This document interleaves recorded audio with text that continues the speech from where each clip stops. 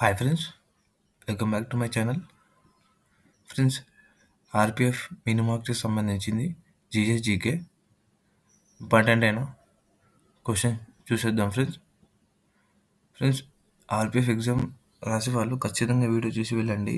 ఎందుకంటే లేటెస్ట్ సంబంధించిన GS GK important అయిన క్వశ్చన్సే ఫ్రెండ్స్, చాలా ఉపయోగపడే క్వశ్చన్సే.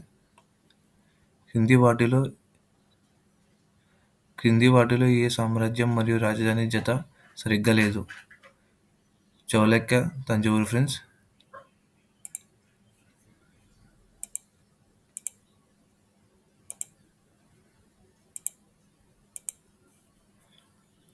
ఛౌ నృత్యం భారతదేశంలోని ఏ ప్రాంతంలో ప్రసిద్ధి చెందిన నృత్యం?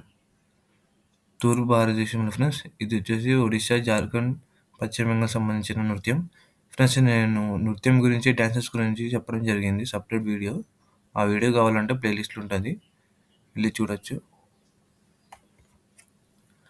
భారత రాజ్యాంగంలోని పంచవర్ష ప్రణాళికల భావన డాష్ నుండి తీసుకోబడింది? రష్యా నుంచి. మధ్యప్రదేశ్ ముఖ్యమంత్రి మోహన్ యాదవ్ డ్రోన్ శిక్షణ కేంద్రాన్ని ఇక్కడే ప్రారంభించారు? కళలు మరియు వాణిజ్యం కళాశాల, ఇండోర్ నుంచి ఫ్రెండ్స్. ఏ రాజ్యాంగ సవరణ ద్వారా సిక్కిం రాష్ట్రానికి భారత సమాఖ్యలో పూర్తి రాష్ట్ర హోదా కల్పించబడింది? 36వ రాజ్యాంగ సవరణ. ఫ్రెండ్స్, నేను రాజ్యాంగ సవరణ గురించి, అమెండ్మెంట్స్ గురించి చెప్పడం జరిగింది రీసెంట్ వీడియో. కావాలంటే అది కూడా చూడొచ్చు, ప్లేలిస్ట్ ఉంటుంది. జపాన్ కరెన్సీ యూన్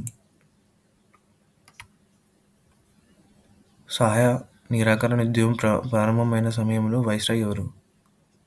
లార్డ్ చెమ్స్ఫోర్డ్ ఫ్రెండ్స్. కర్కట రేఖ భారతదేశంలోని కింది ఏ రాష్ట్రాల గుండా వెళ్ళదు? ఒడిశా ఫ్రెండ్స్. ఇది 8 రాష్ట్రాల గుండా వెళ్తుంది.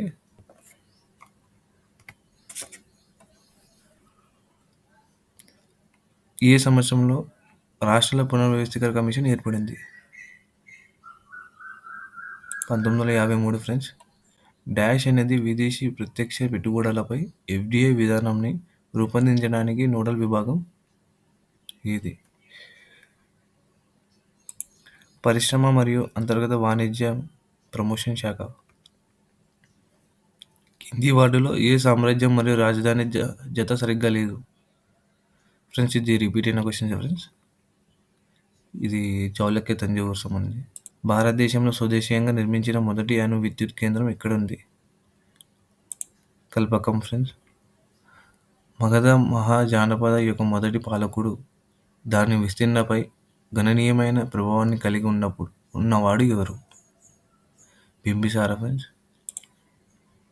పండిత్ బిర్జు మహారాజ్ డాష్లో పద్మవిభూషణ్తో సత్కరించబడ్డారు? ఇది వచ్చి 1986 ఫ్రెండ్స్. కింది వాటిలో ఏ నదిని పంచనదులు చేర్చలేదు? సింధు నదిని ఫ్రెండ్స్. కింది వాటిలో భారత రాజ్యాంగంలోని ఏ షెడ్యూల్ యూనియన్, రాష్ట్ర మరియు ఉమ్మడి అనే 3 జాబితాలను కలిగి ఉంది? 7వ షెడ్యూల్ ఫ్రెండ్స్. కింది వాటిలో బనిహాల్ కనుమ ఏ ప్రాంతంలో ఉంది? Peer Panjal friends. భారత సాయుధ దళాల అత్యున్నత కమాండర్ ఎవరు? రాష్ట్రపతి ఫ్రెండ్స్.